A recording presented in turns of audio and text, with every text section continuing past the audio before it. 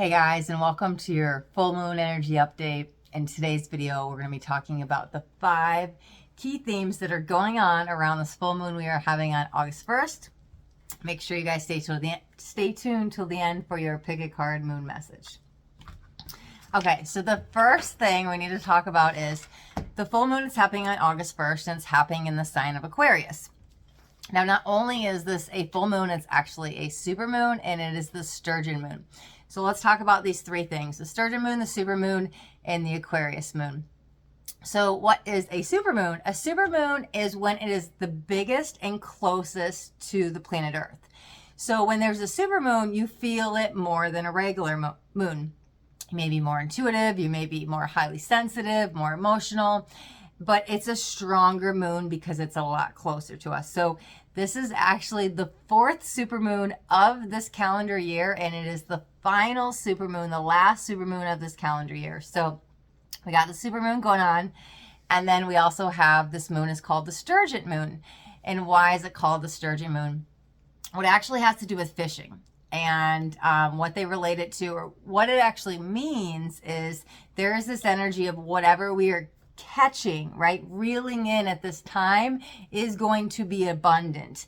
It is abundant fishing. So whatever we are trying to reel in towards us, there is an abundance flowing in of whatever: money, people, places, things, opportunities, experiences. Like, it's all around. So cast your reel and then reel in all the dreams, the wishes, the beautiful energy, all of the magic, because there's abundance of fishing energy all around the sturgeon moon.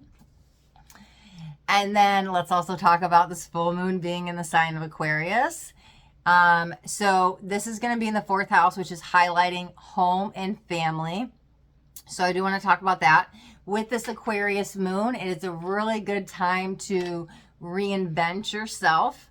And we also have this energy of going against the grain a little bit, to start something new, to try something new. All of this new innovation energy is going on, but it might be breaking a rule or two to get there. Aquariuses are known as the rebellion, so that's what that means with that. But again, bringing stuff back to home and family, since it is being ruled at the 4th house there. So that's the first key theme to talk about. And the second key theme we're going to talk about today is don't be afraid to let go.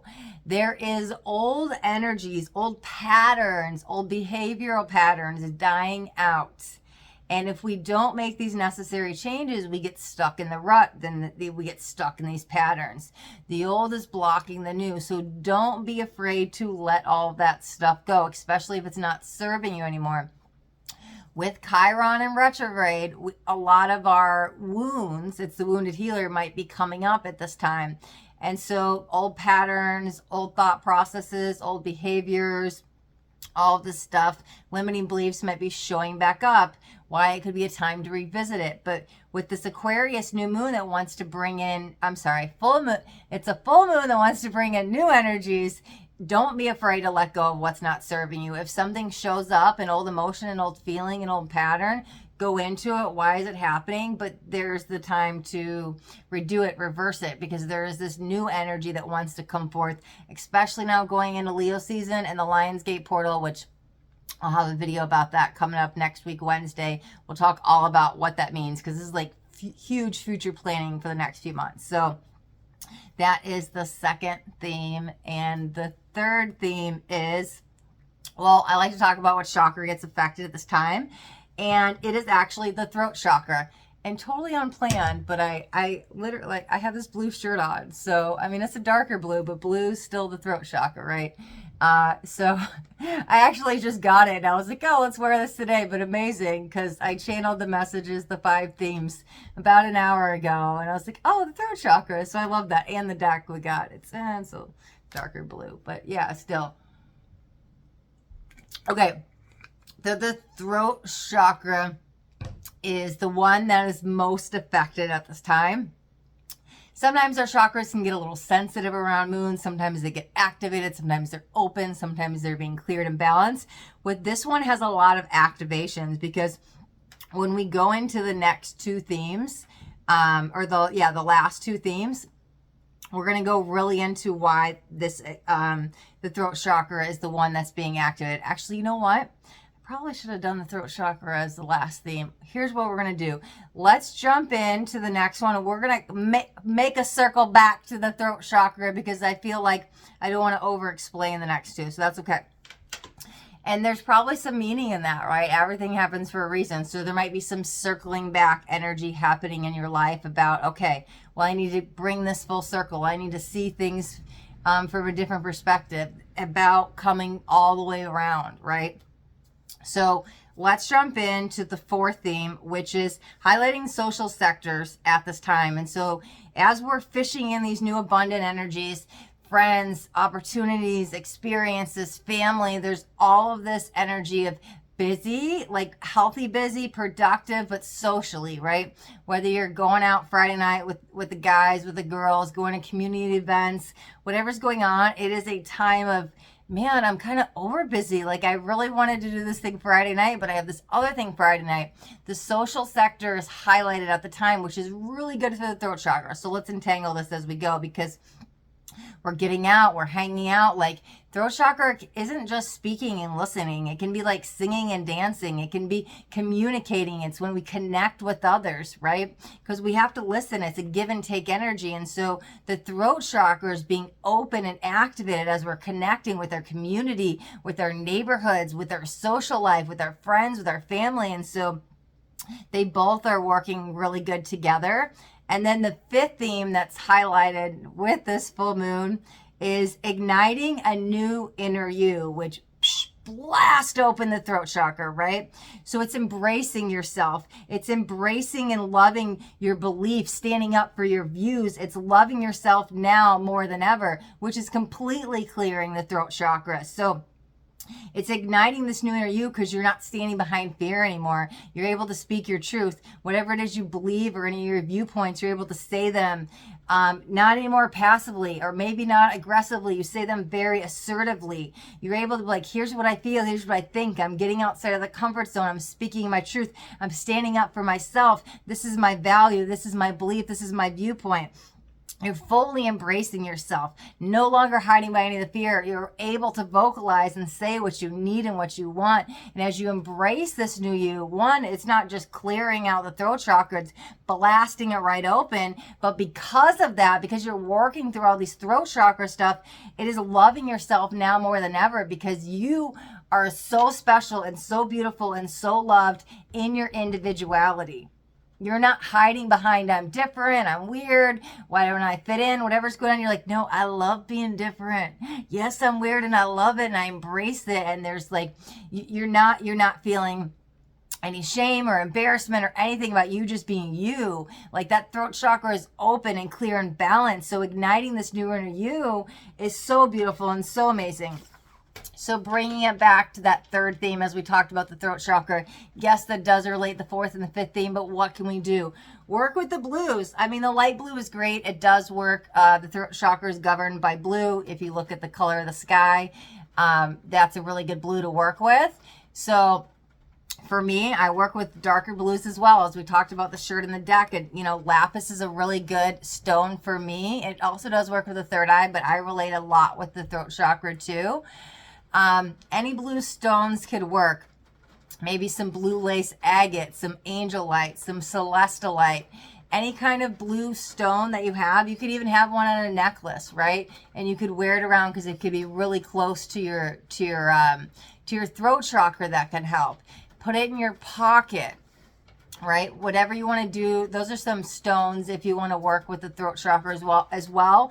As we're going into the throat chakra, it's also a really good time to journal. Journaling prompts are really good. Maybe you have a guided journal or you just journal what you're grateful for. But the throat chakra is communicating. It's expressing. Like, get out and dance. You go, like, there's drum circles I go to and I go dance at them. Go find an ecstatic dance. Get the body moving. It's going to help clear the throat chakra so much. And not that it needs clearing at this time because it's being activated, but it's going to help support it. So we've got all this throat chakra activations going on at this time. And so now we're going to jump into the pick a card moon message because we just did the first 5 themes. So I want you guys to decide on a number between 1 and 3. And whatever number you are most called to will be your strongest message for this moon cycle.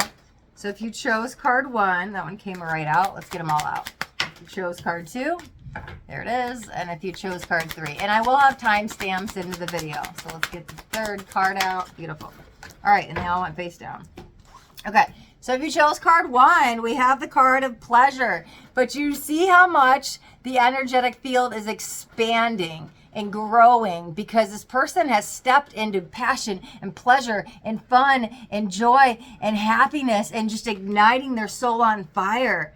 So what is it you want to do that's going to bring more pleasure into your life? Have that be a journal prompt. Like, what do I need to do to bring more pleasure into my life? Maybe you have to let some things go that we talked about with the don't be afraid to let go and bring in some more things that are igniting you, that are making you what's going to bring happiness and pleasure into your life. Think about it. Where do you need it emotionally, mentally, physically, spiritually? But it's a call to step into that pleasure vibration, card 1. Now, if you chose card 2, we have patience. Oh, okay. Interesting. As I said patience, I kept hearing good things are coming, good things are coming, good things are coming. So as much as there's this patience and planning, it's almost like this mantra to keep knowing that it's on its way, it's coming. Because what happens is when we have a manifestation, we put it out to the universe, it takes time to come back down here into the physical. So it's like, don't you worry, like I've been carrying this red balloon. Let's say the red balloon is your manifestation. You set it free, it floats up in the air, and it goes off into the ethers, right? But if it's a manifestation, it's going to come back down here in the physical form. So you have to let it go to know that it will come into you. So patience, as it takes time to manifest here in the physical, because that does take time. So keep with those mantras, keep with those affirmations, and know it's on the way. Don't give up the hope or the faith. It's coming. So it's just keep speaking in present tense, and it will come even sooner. So that's probably why I was hearing those mantras. It's coming, it's coming, it's coming. Because keep inviting it in every day. Now, card 3, we had realizations here. Beautiful. And so the key is you. This is about self-realization. There's like a whole key here. The doorway, you're going through a doorway, right? But I feel like instead of looking outside of yourself, instead of looking for the tarot reading to tell you an answer, this psychic, this person, I need this person's opinion, I need all of this, it's really going inward. You are your own guru. You are your own intuitive. You are your own master. Igniting that within. Trust that innate wisdom. You have all the answers you need within you. I'm going to say it again. You have all the answers you need within you because you are the universe. You are made up of the whole universe. So the self-realization is I don't need him, her, this or that or whatever to give me the answers. I am the answer. And so meditate on that, journal on that, go into that. Even when you journal, you could do some automated writing to get the answers. But the realization is it's all about self, realizing I've got everything I need within. So card 3, whether you're realizing that now or you need to hear that and go into that, start realizing you are the guru, you are the master. You already have all the answers within, okay? All right, guys, that is a perfect place to wrap up today's video. Thank you guys so much for watching. And if you got anything out of this video, do me a favor and hit that thumbs up button this way. I know you got something that resonated. If you guys haven't here subscribed to my YouTube channel, make sure you hit that subscribe button. There's a bell too. You don't want to forget to hit that bell. Why? Because I don't want you guys to miss out on any upcoming messages. That next message just might be the message that you need to hear today. All right, my loves. Thanks so much for watching. Till next time, be blessed.